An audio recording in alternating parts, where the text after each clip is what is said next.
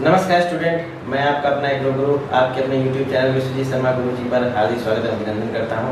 आज के जो 5 प्रश्न जो अक्सर प्रतियोगिताओं में आपने देखे भी होंगे, पढ़े भी होंगे, लेकिन देखते हैं आज उनके उत्तर आप जानते हैं या नहीं जानते हैं।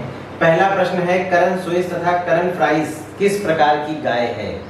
करण स्विस तथा करण फ्राइस किस प्रकार की गाय है? दूसरा प्रश्न है, भैंस के दूध में गाय के दूध की मिलावट कैसे ज्ञात करते हैं? यानी जब भैंस के दूध में गाय के दूध अगर मिला है तो किस प्रकार आप किस विधि द्वारा ज्ञात करेंगे? दूसरा है, किस बकरी के बाल को मोहर कहते हैं? यानी एक बकरी है जिसके बाल को मोहर कहा जाता है। फिर गाय की गंगातीरी नस्ल कहाँ की है? गाय की गंगातीरी नस्ल कहाँ की है? और पांचवा प्रश्न है, सींग रोधन की सर्वोत्तम विधि कौन सी है?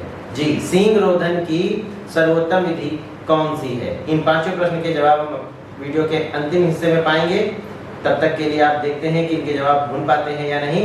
तो अब देखते हैं अगले हमारे 20 पॉइंट। सबसे पहले C4 प्लांट। अक्सर छोटी क्लासेस में या परीक्षाओं में ये पूछ लिया जाता है C3, C4 और कैम प्लांट क्या है। तो C3 को पहले बता दिया गया था। C4 पौधे वो होते हैं जिनकी प्रकाश संश्लेषण दर और वाष्पोत्सर्जन दर अधिक होती है, लेकिन इनमें श्वसन दर कम होती है। इनकी पत्तियां चौड़ी होती हैं और बड़ी होती हैं। ये इसका जवाब है C4 प्लांट का। फिर आता है C संस्तर। C संस्तर के आगे मैंने लिख रखा है Fe2O3 Al2O3। ये पाए जाते हैं C संस्तर में। खास तौर पर ये इसलिए पाए जाते हैं, इनकी उपस्थिति पाई जाती है क्योंकि ये पैतृक संस्तर कहा जाता है। इनकी उपस्थिति के कारण जल ज्यादा इनके नीचे नहीं जाने, निक्षालन के द्वारा जल नीचे नहीं जा पाता। यानी इसके नीचे अगर पाई जाती है, देखते C संस्तर के नीचे R संस्तर पाया जाता है जिसे रॉक या चट्टान कहा जाता है। तो यहीं पर वो सारी चीजें रुकती हैं और यहीं पर मृदा का निर्माण होता है। और याद रखिएगा, 1 इंच मृदा का निर्माण होने में 800 से 1000 वर्ष लगते हैं। ठीक है, इसको याद रखिएगा। जब C संस्तर में आकर के चीजें सड़ती हैं, वहां पर ताप दाब सबके द्वारा प्रोसेस होती है, तो 1 इंच मृदा का निर्माण 800 से 1000 वर्ष में होता है। अगला हमारा है कैल्सीफग। कैल्सीफग कौन से होते हैं? ये ऐसे पौधे होते हैं जो अम्लीय मृदाओं में उगने, अधिक अम्लीय मृदाओं में उगने की क्षमता रखते हैं। तो याद रखिएगा, अधिक अम्लीय मृदाओं में उगने की क्षमता रखने वाले पौधों को कैल्सीफग बोला जाता है।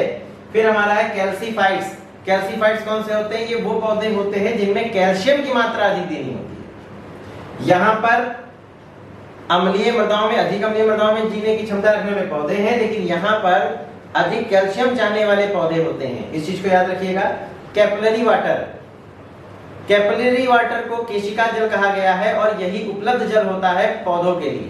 यानी वृक्ष इसी जल को ग्रहण करते हैं। मैंने पिछले उसमें भी बताया था 3 प्रकार के जल होते हैं, है ना? तो इसको डीपली से बताऊंगा आगे। फिर हमारा कैम प्लांट, जो मैंने भी बताया था C3, C4, उसी में ही कैम प्लांट, जिन्हें सेंचुरी प्लांट बोला गया है।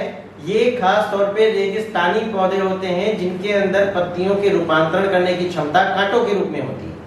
यानी इनमें प्रकाश संश्लेषण दर, श्वसन दर, वाष्पोत्सर्जन दर ये सभी कम मात्रा में होती है और ये रेगिस्तान जैसी परिस्थितियों में जीने की क्षमता रखते हैं। कहा जाए तो इनकी पत्तियां रूपांतरित होती हैं कांटों के रूप में। अगला हमारा है कैप्रिफिकेशन। कैप्रिफिकेशन क्या होता है?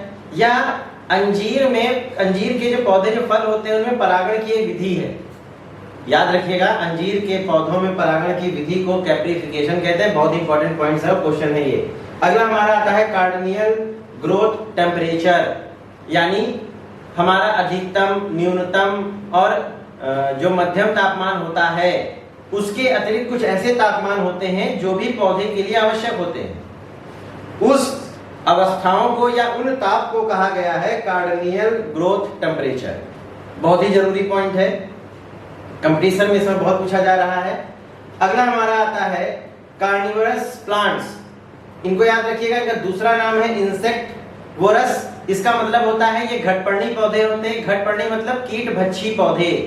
ऐसे पौधे जो कीटों को खाकर अपना जीवन यापन करते हैं। यानी ये मांसाहारी पौधे होते हैं। कहीं कहीं पूछा गया है कि क्या ये मनुष्य को नुकसान पहुंचाते हैं? जी हाँ, मनुष्य को भी ये नुकसान पहुंचाने की क्षमता रखते हैं। तो ये काफी खतरनाक पौधे होते हैं। अगर आप इनको लगा रहे हैं तो बच्चों की पहुंच से दूर रखना है।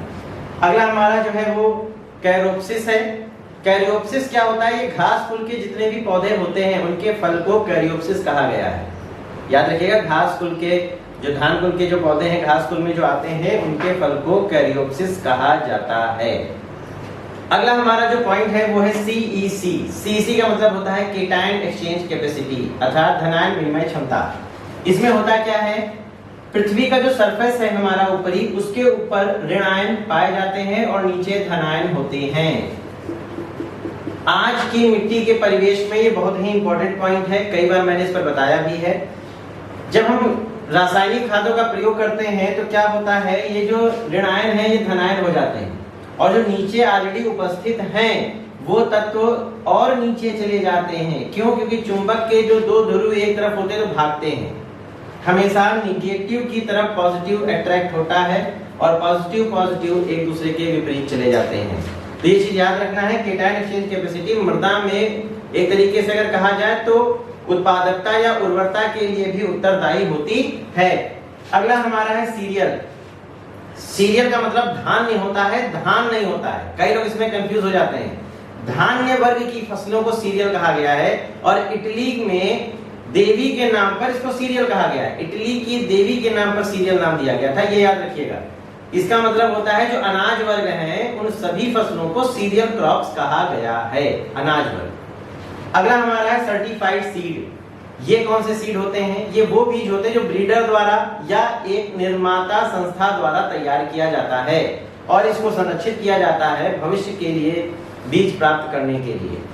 अगला हमारा आता है सर्टिफाइंग एजेंसी। ये वो एजेंसी होती हैं जो सर्टिफाइड सीड को यानी प्रमाण पत्र देती हैं। इनके द्वारा ही कहा जाए तो ये बीज तैयार किए जाते हैं या इनको सर्टिफाइड किया जाता है कि आपके द्वारा किया गया बीज शुद्ध है। फिर चिलिंग इंजीनियरी। चिलिंग इंजरी क्या होती है?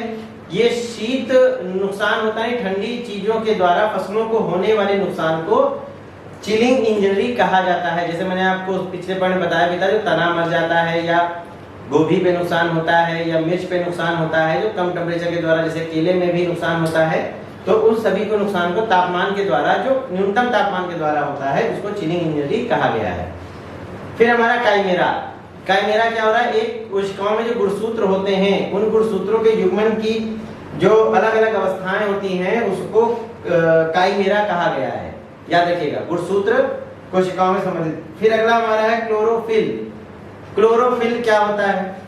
आप जानते हैं ये वर्णक है, पत्तियों के हरे रंग के लिए उत्तरदायी होता है, लेकिन ये याद रखिएगा भोजन निर्माण की प्रक्रिया में ये सहायक होता है। भोजन निर्माण की प्रक्रिया में ये सहायक होता है। फिर अगला हमारा आता है क्लोरोसिस। क्लोरोसिस क्या होता है? पत्तियां जब पीली पड़ने लगती हैं, अर्थात क्लोरोफिल की कमी की अवस्था को क्लोरोसिस कहते हैं। याद रखिएगा, अगर क्लोरोफिल की कमी हो रही है या पत्तियां पीली पड़ रही हैं, इसका मतलब क्लोरोसिस है।